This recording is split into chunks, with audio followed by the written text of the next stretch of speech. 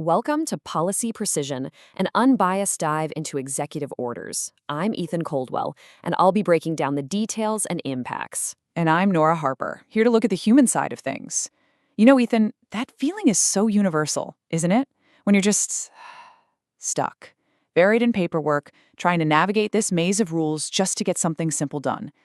Well, it turns out the White House is feeling that too, but on a massive scale, and they've responded with this new executive order. You've hit the nail on the head, Nora. And this phrase right here, pulled straight from the executive order itself, is how the administration sees the problem. An ever-expanding morass. That's a strong word. It's not just calling the rules a nuisance. It's painting a picture of a giant, sticky swamp that's holding back the economy. All right, so here's how we're going to break it all down. First, we'll look at the big goal. Then we'll dive into the main event, that 10-for-1 rule. After that, we'll figure out what a regulation even is in this context, see what this could all mean for you, and finish with the big question that's left on the table. Right, so let's start with that first point, the big goal. Because before we get tangled up in the how, we really need to get a handle on the why. You know, what's the ultimate point of an order this ambitious? Okay, so Section 1 lays it out pretty clearly. And if you look at these goals, one theme just jumps out at you: money. It's all about economics. The idea is to slash the costs that businesses and people have to pay just to follow the rules. They want to cut down on what they're calling unnecessary burdens to hopefully kickstart the economy. And the tool they've come up with to do this is something called a regulatory budget. So about that regulatory budget, how are they planning to enforce it? Well, this brings us to the core of the order, the part that's gotten all the headlines, the 10-for-1 rule. Think of this as the engine driving the whole thing.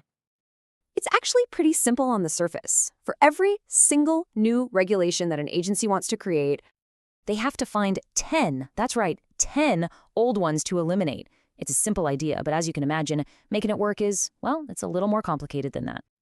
And here's how that process actually plays out. It's not just a simple 1-for-10 swap. Section 3 adds a huge wrinkle. It's about the cost.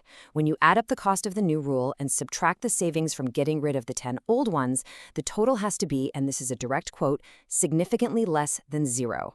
So it has to be a net savings.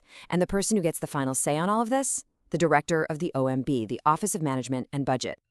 I love this analogy because it really brings it home. Think about your own monthly budget.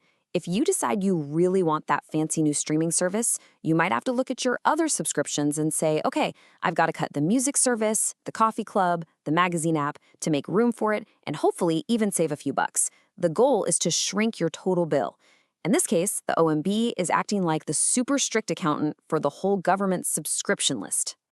That's a perfect way to think about it, Nora, but it begs the question, right? What exactly counts as a subscription here? To answer that, we have to dig into the fine print and see how this order actually defines a regulation. And this part is really, really important.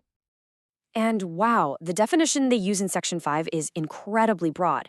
We're not just talking about those big, formal capital R regulations that take years to create. No, this covers pretty much any official statement from an agency that sets policy. We're talking memos, guidance documents, even simple policy statements. The net they're casting here is way, way wider than most people would think.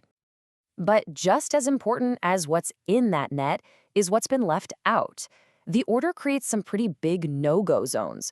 Basically, anything to do with the military, national security, foreign policy, or immigration, none of it is touched by this 10-for-1 rule. It's completely exempt.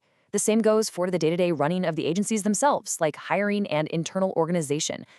Okay, so we've got the goal, we've got the rule, we've got the definitions, but that's all policy speak, right? So what does this actually mean for real people?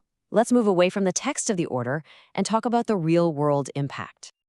And this is where it gets complicated because it really depends on who you are. If you're an entrepreneur trying to launch a new business, this could sound like a dream come true. Less paperwork, fewer hoops to jump through, a clearer path to getting started. But what if you're a family that lives down the road from a factory?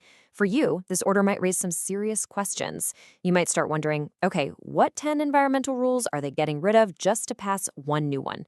It's the same policy, but two totally different realities. And there's another piece to this puzzle, a really wonky but crucial detail tucked away in Section 6. The order actually changes the rulebook for how the government does its math. It throws out the 2023 guide for weighing the costs and benefits of a regulation and brings back an older one from 2003. Now, that might sound super technical, but the bottom line is this: that older playbook tends to put more weight on the immediate cost to businesses and less weight on things that are harder to put a price tag on, like the long-term benefit of clean air or public safety. So it literally changes how the government decides if a rule is worth it. And all of this really brings us to the fundamental conflict at the heart of this order. You've got this collision of two big ideas. On the one hand, the goal is crystal clear: cut red tape, lower costs, and let the economy grow. But on the other hand, you have these huge, lingering questions. What happens to the rules that are there to keep us safe and healthy, the ones that protect our environment? And how on earth do you decide the value of a rule you're about to throw out? That's exactly it. And that really brings us to the final, lingering question here. When you boil it all down, past all the jargon and the section numbers, what you're left with is a really basic question about what we value and what trade-offs we're willing to make. So here's the question we're left with. It's a rule to get rid of rules. Is this the key that will finally unlock America's economic engine? Or is it a massive gamble with the very protections we've built up over decades to keep people safe and our environment clean? Ultimately, that's the debate. And that's the question this executive order forces us all to ask.